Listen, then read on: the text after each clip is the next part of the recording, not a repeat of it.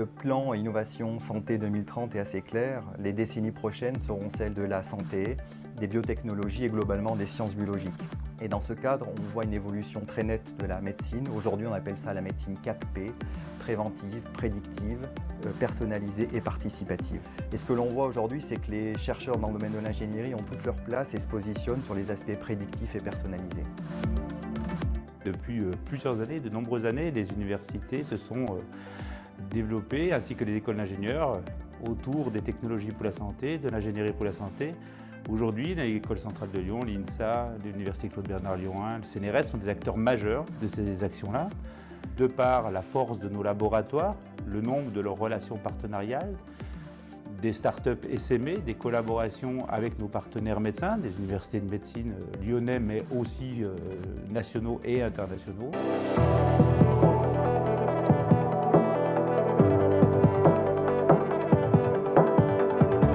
Les activités des laboratoires qui sont membres de l'Institut Carnot Ingénierie à Lyon sont reconnues internationalement, à la fois au niveau académique et industriel. Sont centrées notamment sur deux thèmes principaux, les nouveaux biomatériaux, leur biocompatibilité, chercher des matériaux qui sont mieux tolérés par le corps humain, voire même des matériaux qui incitent à une réponse biologique positive, et aussi la fabrication additive. Donc fabrication additive, qu'elle soit céramique, polymère ou métal.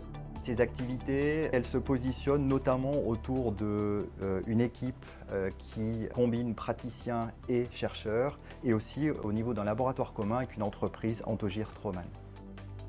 Nous travaillons avec le laboratoire Mathéis depuis 2014 afin notamment de développer et fiabiliser des produits personnalisés. Il s'agit en fait de prothèses personnalisées, donc des prothèses dentaires personnalisées qui sont réalisées en fabrication additive avec du titane. Problématique est d'éviter au maximum la propagation de défauts dans les différentes couches de produits qui s'impriment les unes après les autres. Alors, la fabrication additive, dans le cadre de l'implant personnalisable, ça concerne surtout la partie couronne, donc la partie esthétique, ce qui va remplacer la dent du patient. Il y a de nouvelles techniques qui sont développées en ce moment, et notamment la fabrication additive des céramiques par stéréolithographie, qui consiste en fait à imprimer grâce à un laser couche par couche dans un bain de résine photopolymérisable chargée en particules céramiques. Il en existe très peu en France à l'heure actuelle et on essaye dans cette machine-là d'implémenter de nouveaux matériaux et de faire en sorte que du coup à la fin on ait la couronne la mieux adaptée possible pour le patient. En amont de la fabrication additive, on a besoin de savoir que les implants sur lesquels on va mettre nos pièces, ils sont suffisamment résistants et suffisamment tenaces. Et pour ça il y a plusieurs techniques, et notamment la tomographie.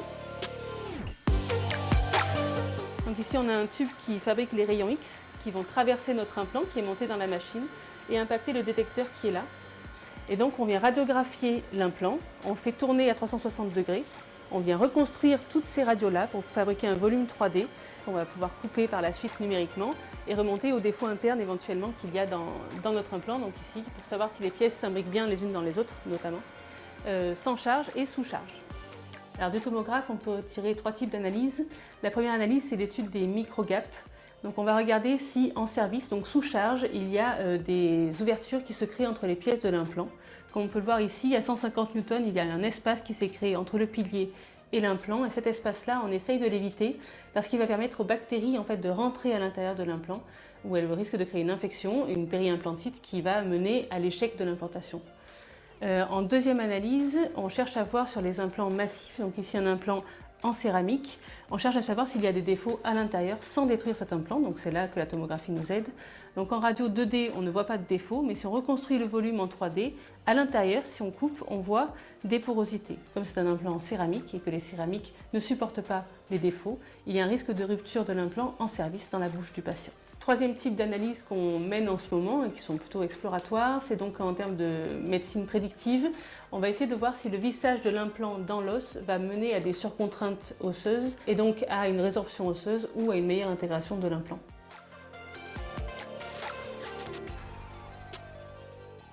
Le robot Mario est un banc de simulation de mastication qui est personnalisable.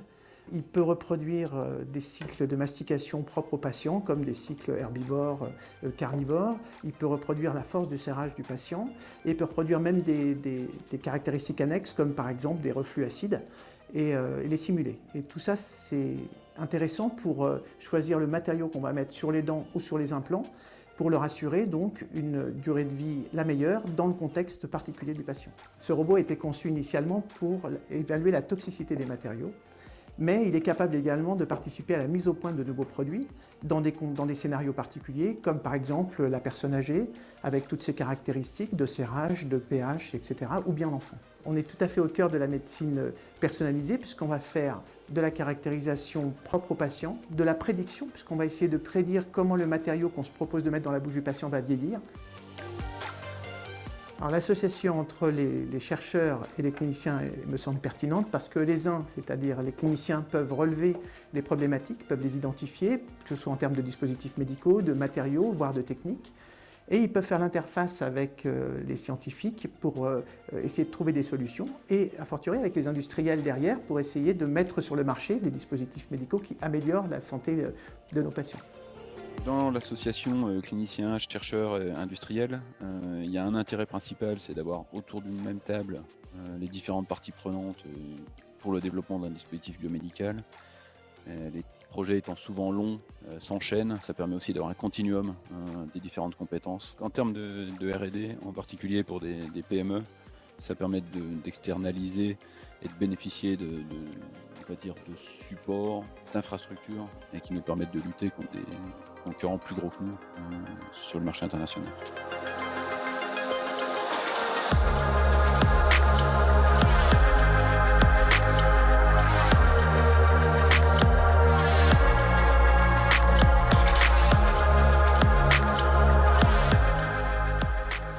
Au sein du Carnot Ingénierie à Lyon, un des projets phares pour le futur concerne le RHU, donc recherche hospitalo-universitaire, sur la réparation des valves mitrales. La compétence et l'expertise des laboratoires labellisés Carnot permettent une participation active dans ce gros projet qui concerne bien entendu la santé personnalisée. Parmi les projets qui vont nous mobiliser pendant les prochaines années, l'Institut Carnot Ingénierie à Lyon soutient un projet ambitieux qui rassemble 7 laboratoires et qui vise à développer des tests précliniques in vitro comme alternative aux tests in vivo sur animaux. Et donc l'idée, c'est d'anticiper le futur d'un biomatériau dans le corps humain, mais aussi d'anticiper quelle va être la réaction du corps humain à ce dispositif médical.